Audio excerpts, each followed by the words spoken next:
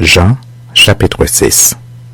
Après cela, Jésus s'en alla de l'autre côté de la mer de Galilée, de Tibériade.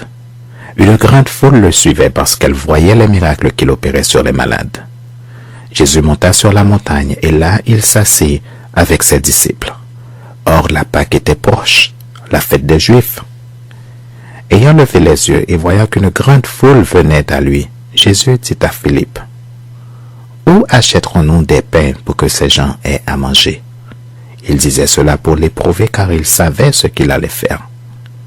Philippe lui répondit, « Les pains qu'on aurait pour 200 deniers ne suffiraient pas pour que chacun en reçût un peu. » Un de ses disciples, André, frère de Simon-Pierre, lui dit, « Il y a ici un jeune garçon qui a 5 pains d'orge et 2 poissons. Mais qu'est-ce que cela pour tant de gens ?» Jésus dit, « Faites-les asseoir. » Il y avait dans ce lieu beaucoup d'herbes. Ils s'assirent donc au nombre d'environ 5000 hommes. Jésus prit les pains, rendit grâce et les distribua à ceux qui étaient assis. Il leur donna de même des poissons autant qu'ils en voulurent. Lorsqu'ils furent rassasiés, il dit à ses disciples, « Ramassez les morceaux qui restent, afin que rien ne se perde. » Ils les ramassèrent donc, et ils remplirent 12 paniers avec les morceaux qui restèrent, des 5 pains d'orge, après que tous eurent mangé. Ces gens, ayant vu le miracle que Jésus avait fait, disaient, « Celui-ci est vraiment le prophète qui doit venir dans le monde. » Et Jésus, sachant qu'ils allaient venir l'enlever pour le faire roi, se retira de nouveau sur la montagne, lui seul. Quand le soir fut venu, ses disciples descendirent au bord de la mer. Étant montés dans une barque, ils traversaient la mer pour se rendre à Capernaüm. Il faisait déjà nuit, et Jésus ne les avait pas encore rejoints. Il soufflait un grand vent, et la mer était agitée. Après avoir ramé environ 25 ou 30 stades, ils virent Jésus marchant sur la mer et s'approchant de la barque, et ils eurent peur. Mais Jésus leur dit, « C'est moi, n'ayez pas peur. » Ils voulaient donc le prendre dans la barque, et aussitôt la barque aborda au lieu où ils allaient. La foule qui était restée de l'autre côté de la mer avait remarqué qu'il ne se trouvait là qu'une seule barque, et que Jésus n'était pas monté dans cette barque avec ses disciples, mais qu'ils étaient partis seuls. Le lendemain, comme d'autres barques étaient arrivées de Tibériade, près du lieu où ils avaient mangé le pain, après que le Seigneur eut rendu grâce, les gens de la foule, ayant vu que ni Jésus ni ses disciples n'étaient là, montèrent eux-mêmes dans ces barques et allèrent à Capernaüm à la recherche de Jésus. Et l'ayant trouvé au-delà de la mer, ils lui dirent, « Rabbi, quand es-tu venu ici ?» Jésus leur répondit, « En vérité, je vous le dis. Vous me cherchez non parce que vous avez vu des miracles, mais parce que vous avez mangé des pains et que vous avez été rassasiés. Travaillez non pour la nourriture qui périt, mais pour celle qui subsiste, pour la vie éternelle et que le Fils de l'homme vous donnera. Car c'est lui que le Père, que Dieu a marqué de son sceau. » Ils lui dirent, « Que devons-nous faire pour faire les œuvres de Dieu ?» Jésus leur répondit, « L'œuvre de Dieu, c'est que vous croyez en celui qui l'a envoyé. » « Quel miracle fais-tu donc, lui dirent-ils, afin que nous le voyions et que nous croyions en toi? Que fais-tu? » « Nos pères ont mangé la manne dans le désert, selon qu'il est écrit, selon ce qui est écrit, il leur donna le pain du ciel à manger. » Jésus leur dit, « En vérité, je vous le dis, Moïse ne vous a pas donné le pain du ciel, mais mon Père vous donne le vrai pain du ciel.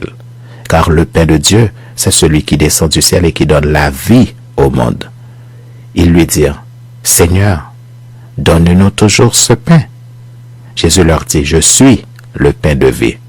Celui qui vient à moi n'aura jamais faim, et celui qui croit en moi n'aura jamais soif. Mais je vous l'ai dit, vous m'avez vu, et vous ne croyez point. Tous ceux que le Père me donne viendront à moi, et je ne mettrai pas dehors celui qui vient à moi. Car je suis descendu du ciel pour faire non ma volonté, mais la volonté de celui qui m'a envoyé. Or, la volonté de celui qui m'a envoyé, c'est que je ne perde rien de tout ce qu'il m'a donné, mais que je le ressuscite au dernier jour. La volonté de mon Père, c'est que quiconque voit le Fils et croit en lui ait la vie éternelle et je le ressusciterai au dernier jour. Les Juifs murmuraient à son sujet parce qu'il avait dit « Je suis le pain qui est descendu du ciel ». Et ils disaient « N'est-ce pas là Jésus, le fils de Joseph, celui dont nous connaissons le Père et la Mère? Comment donc dit-il « Je suis descendu du ciel » Jésus leur répondit « Ne murmurez pas entre vous. Nul ne peut venir à moi si le Père qui m'a envoyé ne l'attire, et je le ressusciterai au dernier jour. Il est écrit dans les prophètes, et ils seront tous enseignés de Dieu. Ainsi, quiconque a entendu le Père et a reçu son enseignement, vient à moi. C'est que nul n'a vu le Père, sinon celui qui vient de Dieu. Celui-là a vu le Père. En vérité, je vous le dis, celui qui croit en moi a la vie éternelle. Je suis le pain de vie. Vos pères ont mangé la manne dans le désert et ils sont morts. C'est ici le pain qui descend du ciel, afin que celui qui en mange ne meure point. Je suis le pain vivant qui est descendu du ciel. Si quelqu'un mange de ce pain, il vivra éternellement, et le pain que je donnerai, c'est ma chair, que je donnerai pour la vie du monde. Là-dessus, les Juifs disputaient entre eux, disant, « Comment peut-il nous donner sa chair à manger ?» Jésus leur dit, « En vérité, je vous le dis, si vous ne mangez la chair du Fils de l'homme, et si vous ne buvez son sang, vous n'avez point la vie en vous-même. Celui qui mange ma chair et qui boit mon sang a la vie éternelle, et je le ressusciterai au dernier jour.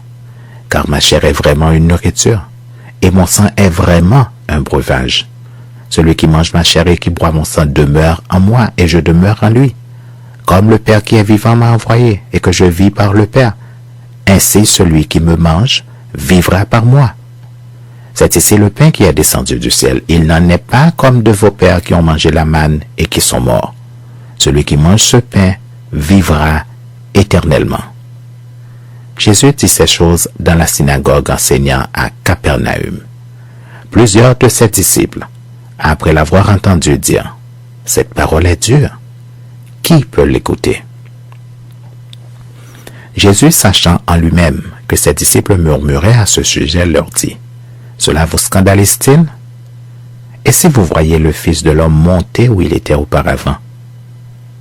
C'est l'Esprit qui vivifie. La chair ne sert de rien. Les paroles que je vous ai dites sont esprit et vie. Mais il en est parmi vous quelques-uns qui ne croient point. » Car Jésus savait dès le commencement qui étaient ceux qui ne croyaient point, et qui était celui qui le livrerait. Et il ajouta, « C'est pourquoi je vous ai dit que nul ne peut venir à moi si cela ne lui a été donné par le Père. » Dès ce moment, plusieurs de ses disciples se retirèrent, et ils n'allaient plus avec lui.